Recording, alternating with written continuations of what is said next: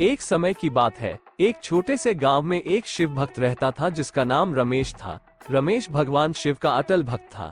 वह हर दिन सुबह उठकर शिवलिंग की पूजा करता और उनके नाम का जाप करता। उसकी भक्ति इतनी अटूट थी कि वह अपनी हर समस्या का समाधान शिव जी के चरणों में ढूंढता था। रमेश की एक विशेषता थी, वो हर सोमवार को उपवास रखता और दिन भर सिर्फ जल ग्रहण करता।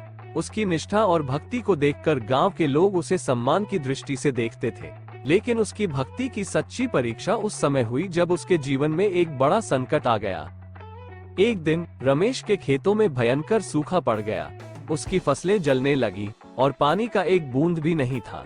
गांव के बाकी लोग अपने अपने तरीकों से पानी की व्यवस्था करने लगे, लेकिन रमेश का विश्वास अटूट था। उसने तय किया कि वह कोई और उपाय नहीं करेगा और सीधे भगवान शिव से मदद मांगेगा। रमेश ने शिवलिंग के सामने बैठकर ध्यान लगाना शुरू किया।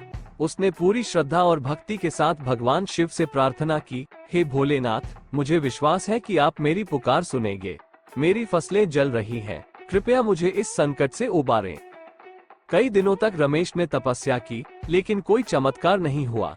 गांव के लोग उसे समझाने लगे कि वो व्यर्थ में समय बर्बाद कर रहा है, परंतु रमेश का विश्वास अडिग था। उसने कहा, मैं जानता हूँ, भोलेनाथ मेरी प्रार्थना अवश्य सुनेंगे।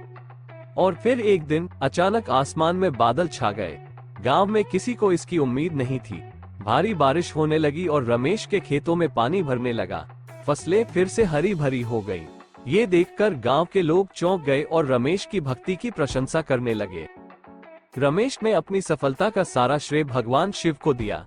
उसने शिवलिंग के पास जाकर धन्यवाद दिया और कहा, हे महादेव, आपने मेरी भक्ति का फल दिया है। आप सच्चे ही भक्तों की हर पुकार सुनते हैं। इस चमत्कार के बाद रमेश की भक्ति और भी दृढ़ हो गई। गांव के लोग भी शिव जी की महिमा को मानने लगे और उन्होंने भी शिव जी की पूजा शुरू कर दी। मॉरल ऑफ द स्टोरी, ये कहानी हमें सिखाती है कि सच्ची भक्ति और विश्वास से भगवान हमारे सभी संकटों को दूर कर सकते हैं। रमेश की तरह हमें भी अपने जीवन में शिव जी की उपासना करनी चाहिए और हर परिस्थिति में उन पर विश्वास रखना चाहिए। ऐसे ही और वीडियो देखने के लिए लाइक करें और सब्सक्राइब करना ना भूलें। फिर मिलते हैं और एक नई रोचक कहानी के साथ।